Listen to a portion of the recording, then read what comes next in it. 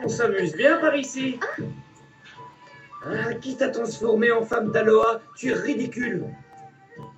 Alors, ça s'est bien passé, cette chasse? Oui, mais sur les conseils de Plume Sincère, on a chassé quelques animaux seulement. C'est très bien, mais c'est encore trop. Aujourd'hui, j'ai vu des choses intéressantes. Les squaws d'ici ont beaucoup de talent. Oh, c'est tressé par les femmes d'Aloha. C'est très joli et ça paraît solide. Vous trouvez pas que ce chapeau me va mieux qu'au lynx? Depuis qu'on est arrivé ici, je me rends compte que ce peuple est vraiment intelligent. Ils profitent bien de ce qui les entoure et se donnent du mal pour améliorer leur vie. Pocahontas, ce soir, quand on leur parlera, il faudra essayer de leur donner beaucoup de courage. Ils en auront besoin. Entendu, d'accord. C'est ce que nous demande le grand esprit. Et ce peuple mérite qu'on l'encourage. Qu'est-ce qu'ils font ici, tous ces animaux? Vous le savez? Ça alors?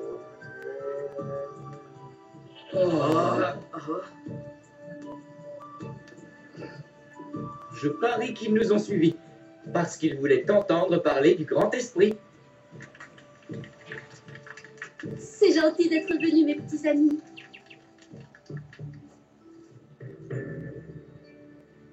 Écoutez-moi, ce soir, je suis un chef honoré et heureux. Plusieurs tribus sont venues de toutes les régions de la baie de San Francisco. Des plaines lointaines et arides, certaines ont fait le voyage le plus long de leur histoire. Je pense aux tribus Kiwala, Serrano, Diegueno et Hopi. Les envoyés du Grand Esprit ont aussi fait un très long voyage pour venir ici. Vous avez devant vous Pocahontas, princesse Powhatan, et Opio de la tribu Hopi. Souhaitez-leur la bienvenue.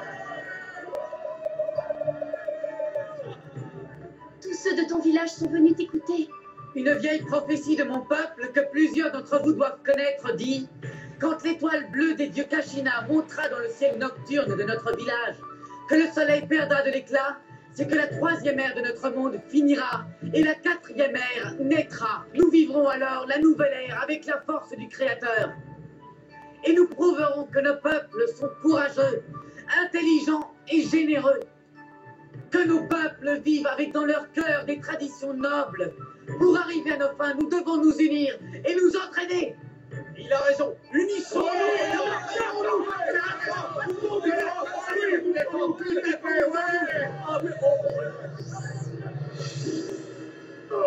Oh, regardez. Non.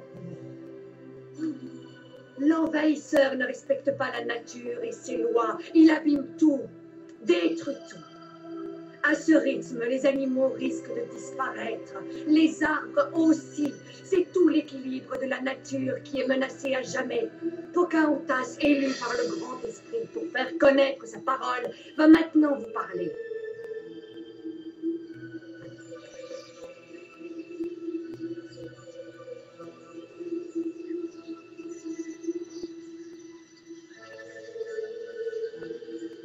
Je suis heureuse d'être parmi vous ce soir pour vous dire que le grand esprit nous a fait connaître le cercle de la nature, le cercle que fait toute vie de la naissance à la mort, et que cette croyance est toujours valable.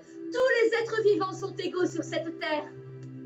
Personne n'a le droit de violer le cercle de la vie. Nous devons tous vivre selon ce principe. Ceux qui ne s'en préoccupent pas finiront un jour par le payer très cher. L'envahisseur tue les animaux en grand nombre et risque de les exterminer. J'ai compris bien des choses en discutant avec les chefs. J'ai rencontré des peuples très différents depuis que je suis partie de mon village. Toutes les tribus nous ont accueillis chaleureusement et veulent s'unir en une seule nation afin d'être assez puissants pour aller parler avec les chefs blancs qui se trouvent de l'autre côté de la Grande Eau.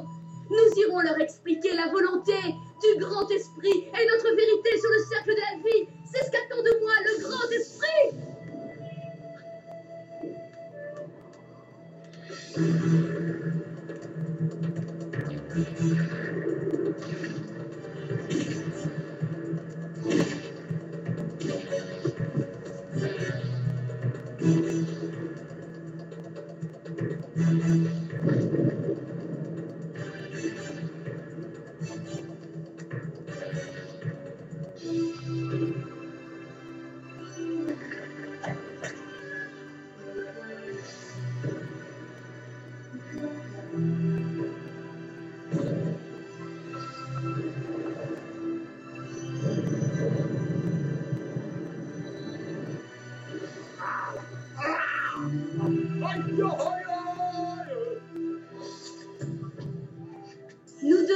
l'unité pour conserver nos traditions. Tous nos peuples doivent oublier leurs querelles et s'unir en une seule nation. Le grand esprit dit qu'après une période de désespoir, nous retrouverons toutes nos forces et nous créerons une nation heureuse et sans guerre, une nation unie.